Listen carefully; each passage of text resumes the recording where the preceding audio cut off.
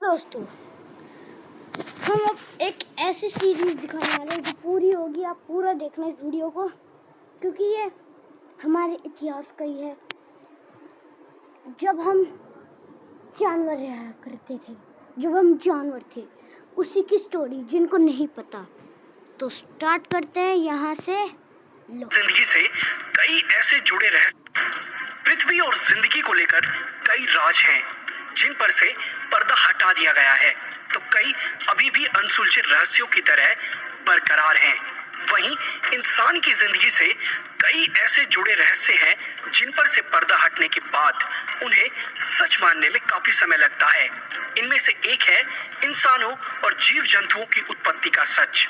आज यदि इंसानों के इतिहास के बारे में पूछा जाए तो हम झट से चार्ल्स डार्विन की थ्योरी यानी कि evolution theory of Charles Darwin को आधार मानते हुए यह कह देते हैं कि हमारे पूर्वज बंदर थे। और बंदर से इंसान बनने की आपने फोटो भी कई जगहों पर यानी कि सोशल मीडिया पर जरूर देखी होगी, और इस वीडियो को देखने के बाद आप जरूर समझ जाएंगे कि हमारे पूर्वज बंदर तो कतई नहीं थे। और सब कुछ जान लेने से पहले डार्विन के बारे में थोड़ी बहुत बातें जान लेते हैं कि आखिर डार्विन कौन थे और किस तरीके से उन्होंने इस थ्योरी ऑफ एवोल्यूशन को जन्म दिया। डार्विन 4 से 5 साल बीगल नाम के जहाज पर घूमे। इस सफर में उन्होंने कई रोचक जगहों के बारे में खूब नोट्स बनाए।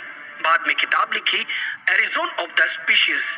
किताब के हिसाब से क्रमिक विकास में एक प्रजाति के जानवरों में कुछ जमीन पर रहने लगे, कुछ पेड़ों पर बस गए। इसके चलते उनके अंग उसी के हिसाब से विकसित हो गए। लाखों सालों में ये अंतर इतना बढ़ गया कि प्रजातियां एक दूसरे से बिल्कुल अलग हो गई। पर एवोल्यूशन थ्योरी के अनुसार 3.5 अरब साल पहले बैक्टीरिया आए। बैक्टीरिया से अमीबा बना, अमीबा से छोटे बड़े पेड़ और फिर कीड़े मकोड़े और जानवर बने। अब सोचिए, अमीबा से कैसे पेड़ पौधे और फिर जानवर बन सकते हैं। आगे इस थ्योरी के अनुसार 600 लाख साल पहले पानी के वर्म से मैमल्स यानी कि स्तनधारी बने। इस तरह मैमल्स के बाद पक्षी बने, मछली बने और रेप्टाइल्स बने। रेप्टाइल्स अर्थात उभयचारी प्राणी। ये उभयचारी प्राणी वही थे जो जल में भी रह सकते थे और धरती पर भी, जैसे कि मेंढक और मगरमच्छ या सील जैसे कुछ जानवर। अब चार्ल्स डार्विन का मत ये था कि प्राकृतिक क्रमिक परिवर्तन द्वारा अपना विकास करती है। उनका मानना ये भी था कि हम सभी के पूर्वज एक हैं।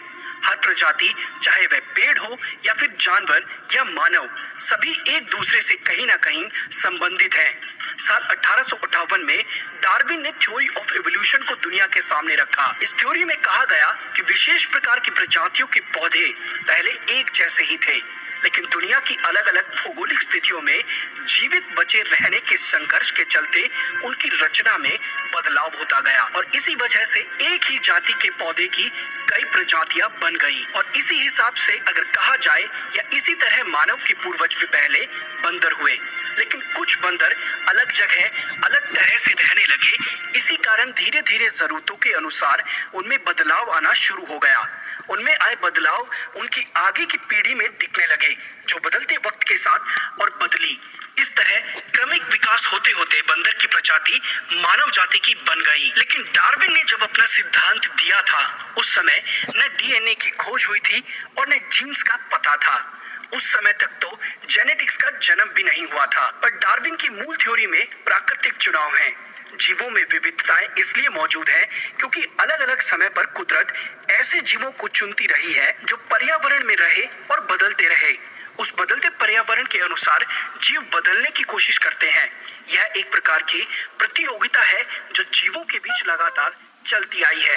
जो सफलतापूर्वक बदल पाते हैं वे प्रजनन करते हैं और अपने बदलाव की अगली पीढ़ी में पहुंचने की पूरी कोशिश करते हैं।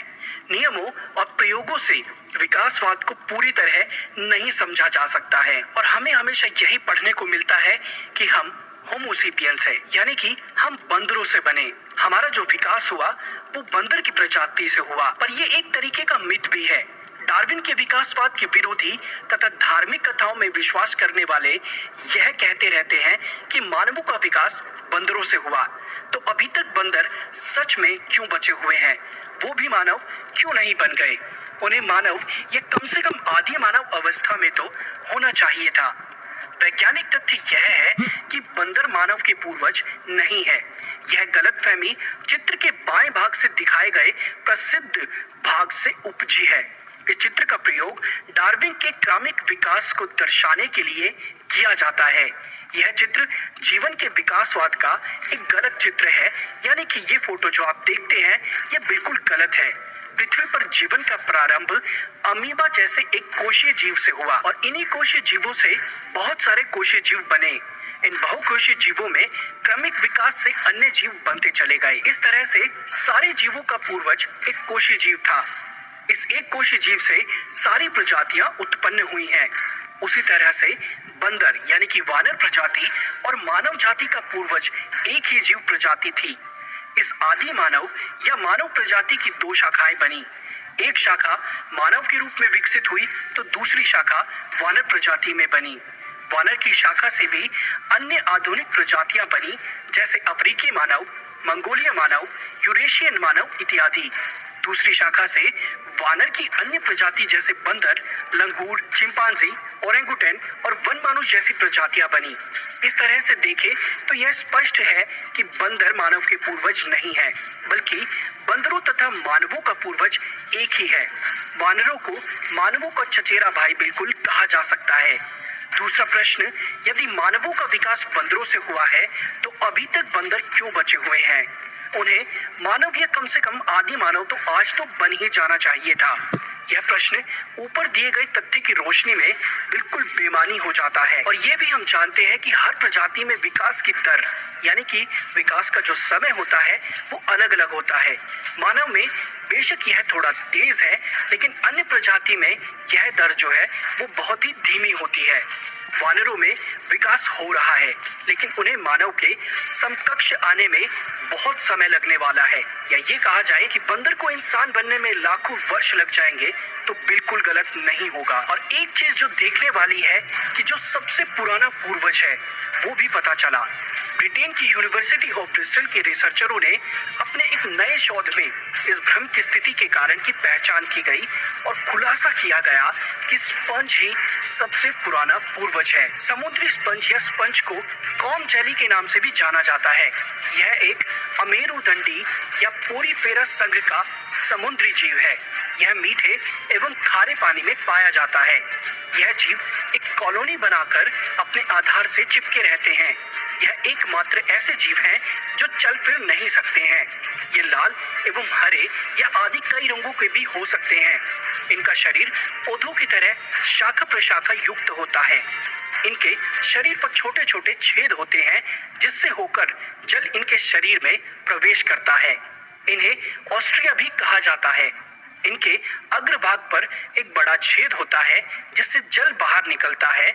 इसे उष्णकूलम कहते हैं। सो गाइस, साइंस ने थ्योरी ऑफ इवोल्यूशन जो कि चार्ल्स डार्विन ने लिखी थी उसको पूरी तरीके से नकार दिया है और ये भी कह दिया है कि बंदरों से हमारी उत्पत्ति नहीं हुई है। सो गाइस, आज के वीडियो में बस इतना ही। अगर वीडियो अच्छा लगा हो तो लाइक करें, शेयर करें और नए आए हैं चैनल पर तो सब्सक्राइब करना ना भूलें, ताकि सारी वीडियोस और नोटिफिकेशंस आपके पास। देखो क्या बोल रही है, लाइक करिए, सब्सक्राइब करिए।